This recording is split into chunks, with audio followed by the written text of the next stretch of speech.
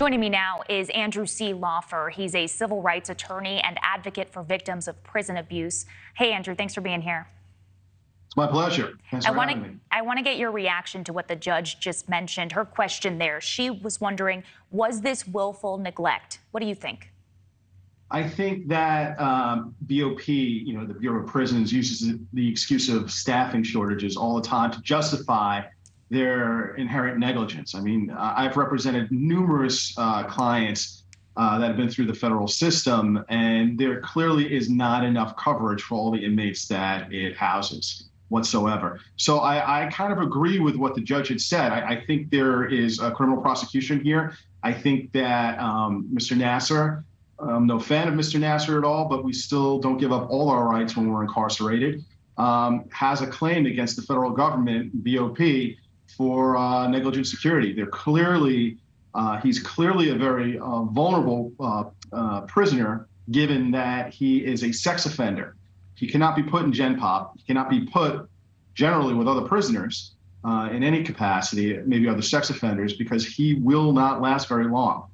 They will attack him. Right, and he's going to be treated differently. Like you mentioned, he doesn't have a lot of fans, both inside and outside of prison. What would his security be like, though, considering he is a high-profile inmate?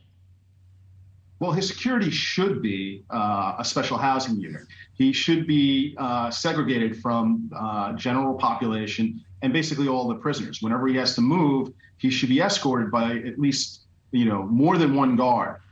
Considering that, there are prisoners that will go out of their way, throw caution to the wind, so to speak, and attack him for a number of reasons. Some of it is also,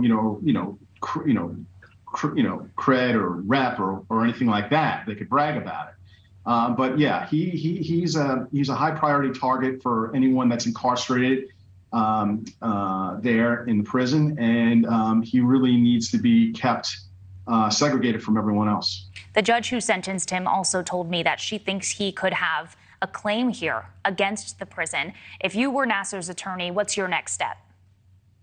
Well, there's a statute passed by Congress called the Federal Tort Claims Act, which he could certainly allege negligence underneath, related to the conditions in the prison's failure to properly protect him. He's clearly vulnerable. He clearly is a target for other inmates. So based upon that alone, they should have had him in a segregated housing unit. So you think that his attorney would bring something forward at this point? Possibly, once the investigation is done. I mean, BOP will do its own investigation. His attorney is going to file what's referred to as an SF-95 form, which is sort of like a claim letting the federal government know that Mr. Nassar is going to pursue damages for the lack of supervision and security that he should be entitled to. Now, again, I want to make clear that you may not like Mr. Nassar. I don't think anyone really does for what he did, but he still has rights, and he still should not have been attacked. This should not have happened whatsoever. I mean, it harkens back to what happened to Jeffrey Epstein and others. There's just not enough security or supervision for these high-profile prisoners in federal prison and elsewhere. All right, Andrew Laufer, thanks for joining us. Appreciate your insight here. Thank you for watching. Go to newsnationnow.com to find News Nation on your television provider. And don't forget to click the red subscribe button below to get more of News Nation's fact-driven, unbiased coverage.